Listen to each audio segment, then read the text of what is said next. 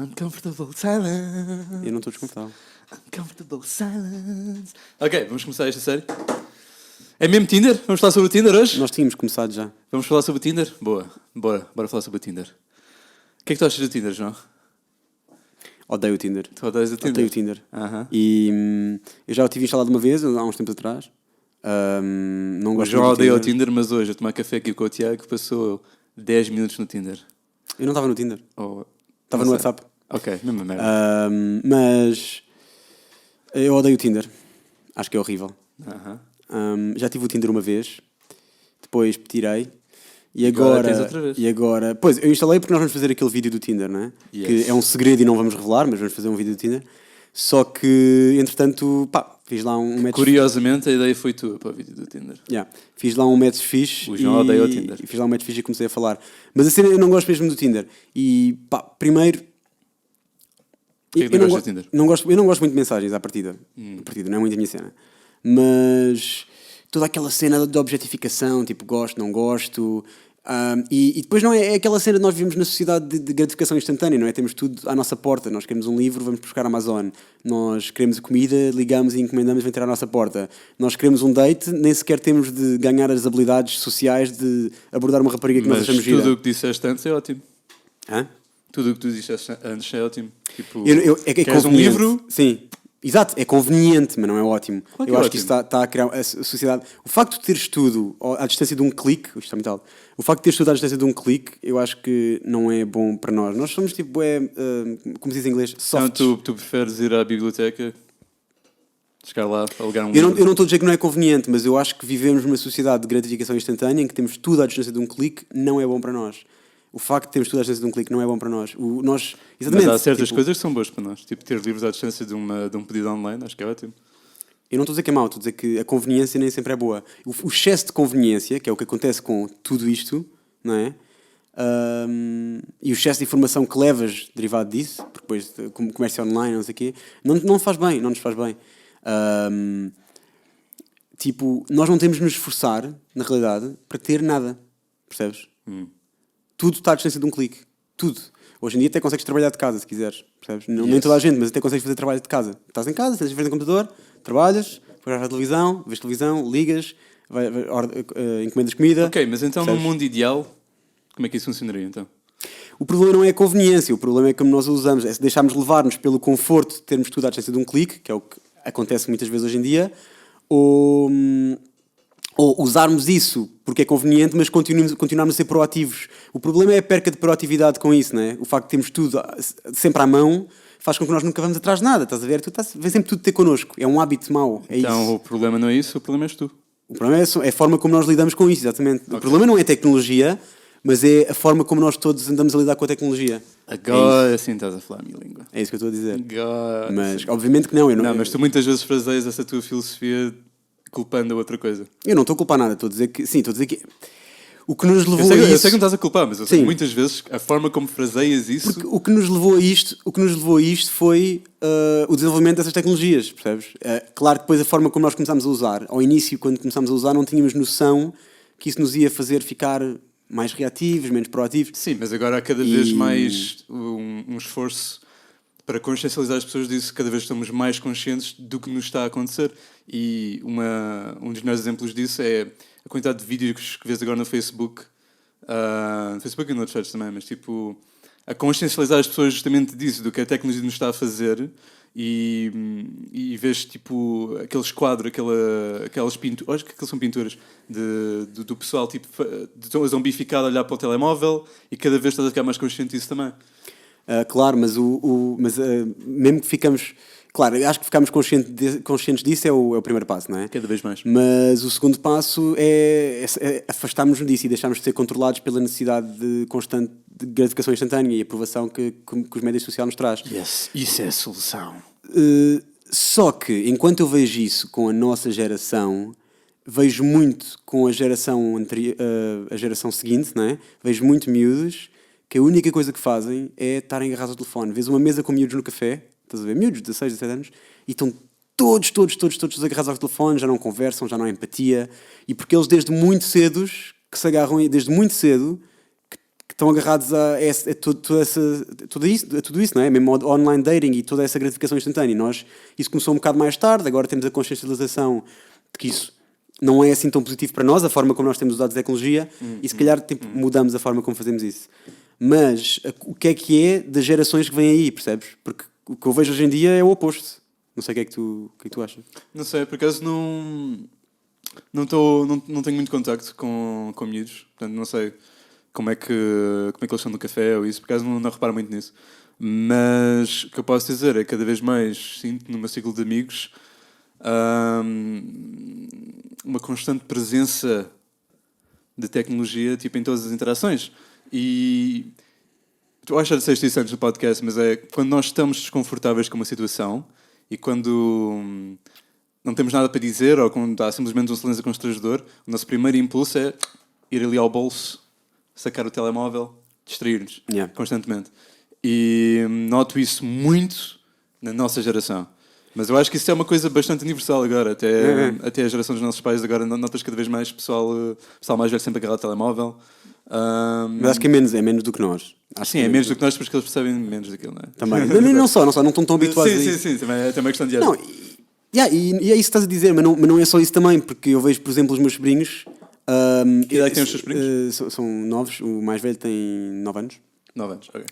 E outro mais novo tem 6 ou 7. E depois tem uma sobrinha muito pequenina. Mas os meus dois sobrinhos, muitas vezes, eles fazem atividades e jogam futebol e não sei o quê, mas muitas vezes eu antigamente, eu acho que quando tinha a idade deles, o que eu queria era pedir aos meus pais para ir à rua brincar.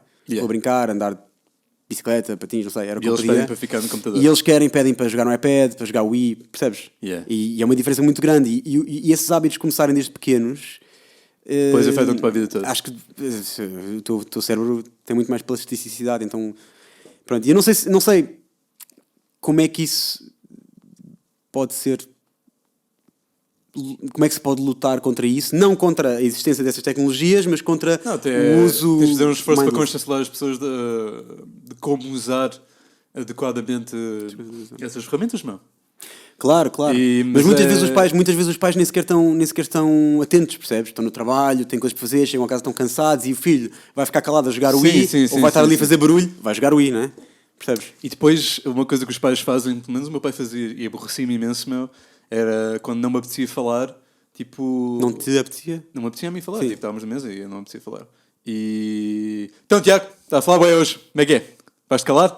Aborreci mesmo, bué, tipo, essa pressão extra. E eu sinto que agora, com os telemóveis, tipo, vais ter também os teus pais em cima de ti. E a forma como os pais fazem isso, muitas vezes, é extremamente desagradável.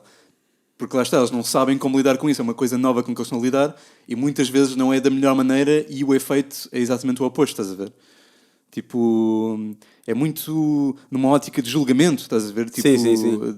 Da pessoa em si, tipo, estás sempre ao telemóvel, estás sempre ao telemóvel, João. Então, estás sempre ao telemóvel. Exato. Em vez de dizer, olha, João, estamos à mesa, há uma altura, das poucas alturas em que podemos estar em família, estás a ver? Se faz favor, faz um esforço agora para socializar connosco. Tipo, tens toda uma abordagem diferente. Ou de outras formas, há várias abordagens que podes tomar, não é preciso julgamento, não é? Acho que a abordagem de julgamento é má. Exatamente, é isso que eu estou a dizer, tipo, o julgamento é má. Eu por acaso uma vez tive uma conversa com uma amiga minha, não é? Tipo, e nós estávamos a conversar sobre pais, era isso, não é? E tipo, como às vezes os pais caem, nós fazemos uma coisa mal feita, mesmo já agora mais velhos, não é? Nós fazemos uma coisa mal feita e eles caem em cima de nós de julgamento, numa a julgar-nos, e julgam, atacam-nos, basicamente. E eles nem sequer pensam, se calhar nós já nos estamos a julgar nós mesmos, não é? Ou seja, eu já me estou a julgar bem a mim mesmo por fazer uma coisa que fiz mal feita, porque é que ainda tenho de cair, tipo o meu pai ou a minha mãe, e cair em cima de mim a julgar-me ainda mais, estás a ver? Lá está, dizem, eu não sou pai, portanto não sei, que eles estão a ver-se eles mesmos, não é? Estão-se a moldar a eles mesmos, tipo, os filhos para eles são um mini eu, tipo, tudo aquilo que eu poderia ter sido, estás a ver? Tipo, todo o teu potencial ainda numa fase muito embriática. Embriática? É. E lá está, é o que dizem, mas imagino que seja por isso que eles são muito mais chatos, por assim dizer. Eu acho que é mesmo por isso. Aliás, eu estava a ler o livro da Tara Brach, chama-se Radical Acceptance, o melhor livro que eu li no último ano. Yes. Desde 2017. Não, aquele livro. Tens aqui este livro, queria mostrar o livro. O livro é genial. Está aí atrás. Não, não é esse. Isso não é o que eu estou a ler.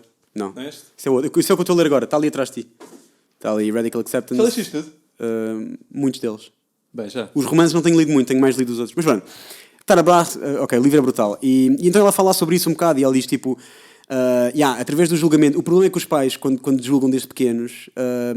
fazem-nos ganhar esse hábito. Como é aquilo que nós vemos, aquilo que nós assistimos. Nós ganhamos o hábito de nos julgar a nós. E depois tu transformas-te no teu pai. E depois, como nós nos julgamos a nós... Exato, mas isso é porque os pais deles os julgavam a eles também, percebes? E é um ciclo. Mas não acho que seja a forma certa, porque depois estás a pegar esse hábito ao teu filho de se julgar a mesmo. E acho que através de julgarmos a nós mesmos, nós sermos o nosso pior inimigo no que toca ao nosso desenvolvimento, é uma grande merda, meu.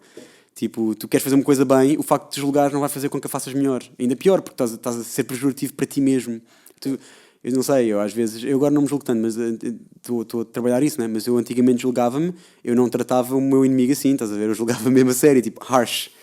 E não é fixe, porque não é por causa disso que vais fazer as coisas. Mas eu tinha esta ideia atrás da cabeça que era, se eu não me julgar, eu vou acabar por não fazer as coisas. Mas isso não é verdade. Mas, voltando aqui ao tópico em questão, Tinder. As conversas desenvolvem, Tiago. Yes. Mas desenvolvem sim. muito para fora Ok. do tópico. Contigo. Tu és a culpa, caralho. Mas então, tu não gostas do Tinder justamente por causa disso, não é? Exato, e não é só isso. Depois acaba por ser também a objetificação, ok? Homem, mulher, mulher, homem. Porque estás a olhar, gosto, não gosto. E tu... Mas o que é que tu farias melhor então? Se tu criasses uma dating app. Exato, não criava uma dating app. Ok. As pessoas têm que aprender a socializar. Que é o problema é mesmo esse, é a falta de socialização. Aprender a ultrapassar o medo de falar com um estranho, se estás interessado em alguém, falas. Até porque eu acho que quando tu conheces, não sei qual é a tua opinião, mas quando tu conheces uma pessoa, logo no primeiro instante, tu quando conheces ao vivo, tu tens logo aquela noção que atrás da cabeça, eu vou gostar desta pessoa, vou gostar desta rapariga. Tipo, não só pelo físico dela, não só pelo físico dela, mas pelo vibe... Calma. Então, antes de falar ou durante Antes quando de falar. Tu às vezes olhas para uma pessoa e pensas logo, eu acho que me dá bem com esta pessoa. Então o vibe que ela manda. Não sei. Eu acho que sim. Eu acho que depende muito, meu. Isso acontece, Isso depende muito, meu. Tipo, há tanta gente que eu acho que com que eu acho que não me ia dar de todo à primeira vista e depois foi totalmente ao contrário quando se usa com ela. Eu acho que antes de tu falares com essa pessoa é impossível saber se ela vai ser fixe para ti ou não. Eu acho que às vezes tens uma cena que... eu curti aquela... Às vezes... Isso nunca esteve errado, no teu caso? Talvez. Mas é assim, eu acho que tu tens sempre uma intuição. Sim. Se vais gostar ou não. Sem dúvida. E às vezes está errada, mas eu acho que muitas vezes está certa, percebes? E não só, às vezes já me aconteceu ir num date no Tinder, e tipo a miúda parecia fixe, estás a ver? E depois cheguei lá e era Isso é curioso, meu, que cada vez mais estava a ver um vídeo de uma miúda ainda há pouco tempo a dizer que ela odeia dates. Mas cada vez mais reparo que as minhas amigas têm uma certa... Não é aversão a dates, mas, por exemplo, eu e tu, quando vamos num date, estamos sempre bem entusiasmados. Mas elas, muito antes pelo contrário. Raramente estão entusiasmadas por dates. Já perdi um bocado de entusiasmo. Agora, hoje em dia, não tenho muito. Está a falar sério? Sim, vou para lá assim um bocado. Vamos ver o que vai acontecer. Às vezes depois... Tu és um esquisito, Às vezes depois curto e pronto, mas eu antigamente... Ok, mas antigamente tu curtias beira. Adorava. Eu lembro... Eu estava a pensar nisto outro dia, que era... Eu antigamente, quando ia a um date, ficava todo maluco, todo empolgado, estás a ver? Hoje em dia, está-se bem, vou num date. Depois, às vezes, o date é fixe e aí fico mais empolgado, obviamente. Mas... Acho que isto tem a ver com as últimas experiências que tiveste em dates. Não. Não? Nem por isso. Ok. Mas lá está. Estava a ver um vídeo de uma miúda que era justamente o eco da opinião de muitas das minhas amigas relativamente a dates. Ela foi num date do Tinder e foi... ela detestou tanto o date que fez um vídeo só a explicar porque é que ela odeia dates. Estás a ver? E eu achei isso um contraste tão grande, meu, entre mim, pelo menos agora, já que tu não estás tão entusiasmado para dates, como eu adoro ir em dates. Eu nunca usei o Tinder. Usei o Tinder uma vez, mentira. Usei o Tinder uma vez, mas eu desde os meus 17 anos que perdi totalmente interesse em fazer conversa por internet. Para mim, tipo, conversa, tipo, mensagens, Facebooks, WhatsApps e Vibers é só para combinar encontros. Tipo, encontros de amigos, encontros com potenciais amantes, whatever. Tipo, é só aquela ferramenta para catapultar para essa situação, estás a ver? E porque acho que conversa meaningful, como é que se diz meaningful em português? Com significado? Com significado só se consegue fazer pessoa a pessoa. Claro, que pode ser uma conversa com piada por mensagens. E aliás, tens bem ferramentas agora, tipo, olha, no Messenger podes mandar alcunhas de outras pessoas. Sim, é engraçado. Que é engraçado para caralho. No WhatsApp podes mandar, e no Messenger também, podes mandar uns clipes de voz muito malucos.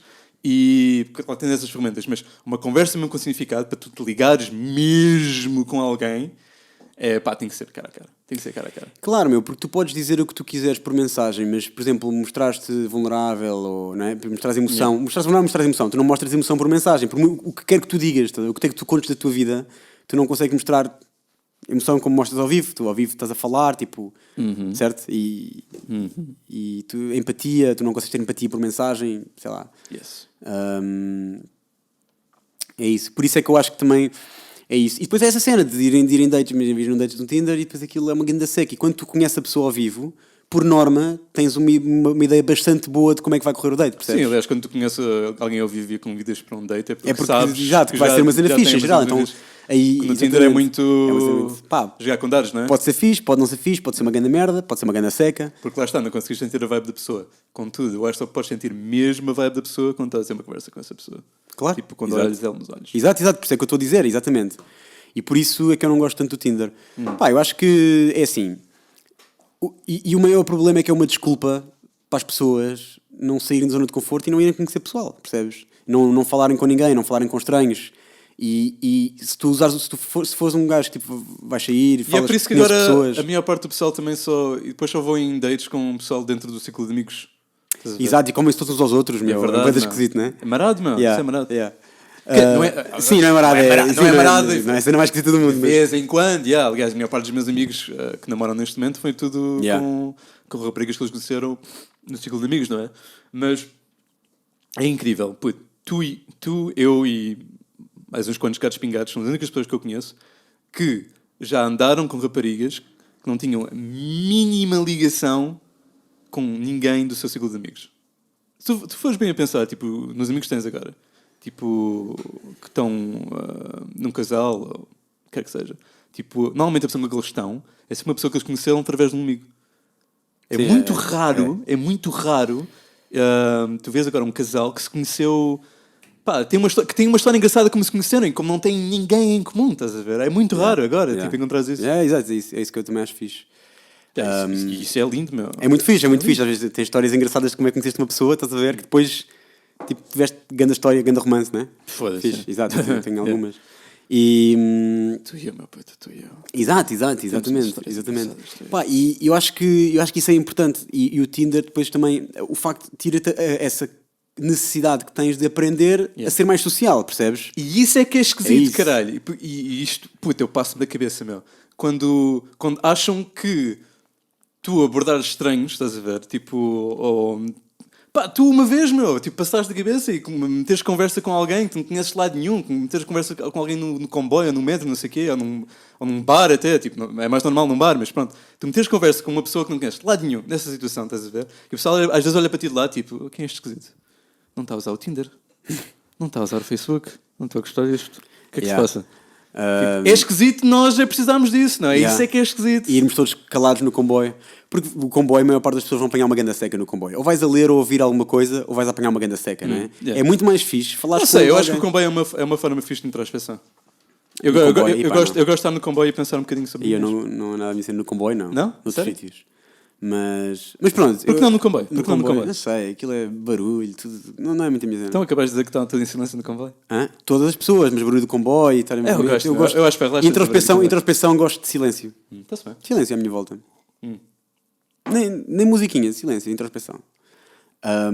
Natureza, introspeção. Precisavas de uma coisa, João? Este episódio é só suposto ter 10 minutos. Mas olha... Eu não sei que horas são, mas pronto. Ninguém fala disto! É um mini-isódiozão. Mini-isódiozão. Ninguém fala disto. Mini-isódio. Eu tenho-te a dizer que... Ninguém fala disto? Que ninguém fala disto. Mas ninguém fala disto. Pá, então... Acabou. Eu é que digo quando acabou. C'est fini. Adieu.